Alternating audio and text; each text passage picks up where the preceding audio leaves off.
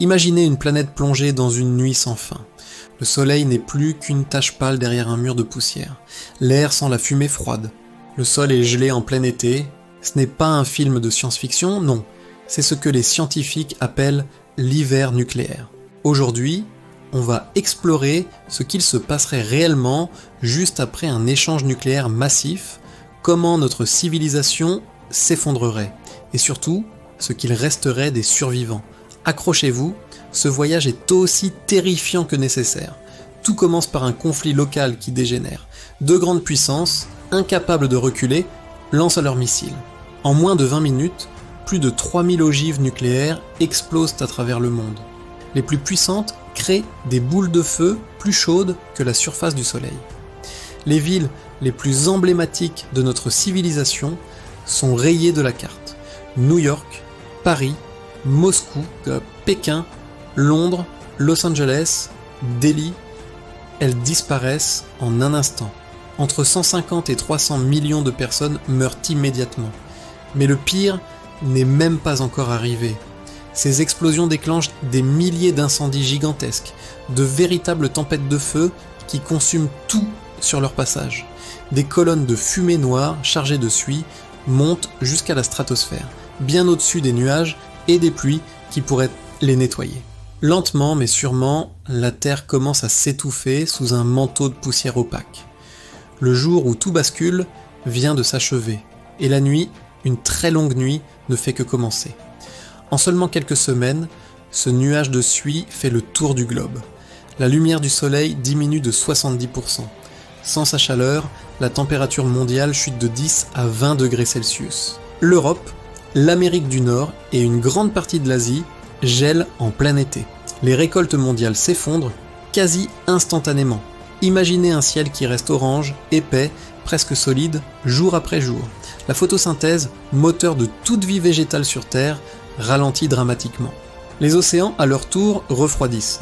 Et les pluies qui tombent sont désormais acides, brûlant ce qu'il reste de végétation. Face à ce cataclysme planétaire, les gouvernements restants, s'il en existe encore, déclarent officiellement la planète entre dans un hiver nucléaire. Pour les survivants, un nouveau monde, méconnaissable et hostile, se révèle. Les réseaux électriques sont morts, plongeant les rescapés dans une obscurité totale. L'eau potable est une denrée rare et précieuse, massivement contaminée par les retombées radioactives.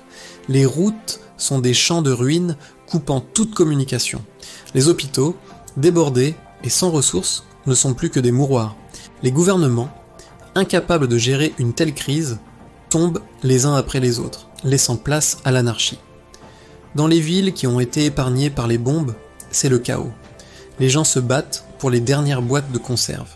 Dans les campagnes, le spectacle est tout aussi désolant. Les animaux meurent de faim, il n'y a plus d'herbes, plus d'insectes, plus aucun écosystème fonctionnel. Les scientifiques estiment qu'un an seulement après la guerre, plus de 50% de l'humanité pourrait disparaître. Non pas à cause des explosions, mais à cause de la famine. Le véritable ennemi, ce n'est plus la bombe, c'est la faim. Alors, comment survivre dans un tel enfer ?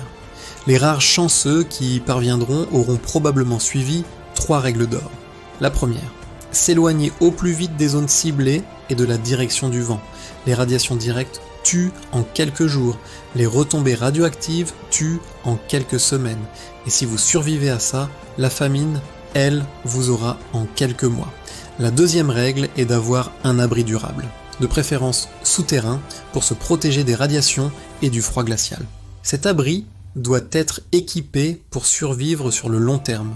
Nourriture non périssable, réserve d'eau potable, filtre à air et un moyen de se chauffer. Les communautés qui ont une chance sont celles qui avaient anticipé et préparé des réserves. Enfin, la troisième règle est de recréer des micro-sociétés autonomes.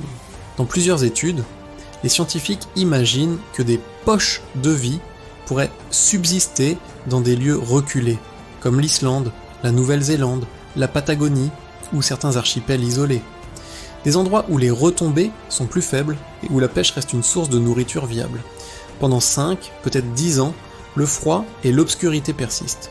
La vie pour ces survivants ressemble à un mauvais rêve. Des journées grises et sombres, un soleil presque invisible, des températures négatives la moitié de l'année. La famine est une menace constante. Les communautés vivent isolées, se méfiant de tout étranger. La plupart des technologies que nous connaissons ont disparu faute d'électricité et d'infrastructures. Les enfants nés après la guerre grandissent dans un monde étrange. Pour eux, les avions, Internet, les gratte-ciel ne sont que des légendes racontées par les anciens. Leur réalité, ce sont des villages fortifiés, des fermes sous serre bricolées, des outils simples qu'il faut réparer sans cesse. Sans le vouloir, le monde est revenu au niveau technologique du 19e siècle, mais avec en prime un environnement hostile et pollué. Puis, très lentement, au bout d'une décennie peut-être, la suie commence à retomber de la stratosphère. Le ciel s'éclaircit millimètre par millimètre. La lumière du soleil, timide, revient réchauffer la surface. Les océans se réchauffent à leur tour, les plantes, résilientes, repoussent. L'humanité, ou ce qu'il en reste, repart de zéro. Dans 100 ou 200 ans, les descendants de ces survivants ne connaîtront l'apocalypse que par les récits transmis oralement autour d'un feu. Et peut-être qu'un jour, en regardant à nouveau les étoiles dans un ciel redevenu clair, ils se souviendront de la folie de leurs ancêtres, en espérant ne jamais refaire les mêmes erreurs. Merci d'avoir regardé. Cette simulation est un avertissement, pas une prophétie. Si ce sujet vous intéresse, n'hésitez pas à vous abonner pour ne pas manquer nos prochaines explorations. Prenez soin de vous et à bientôt sur Expérience.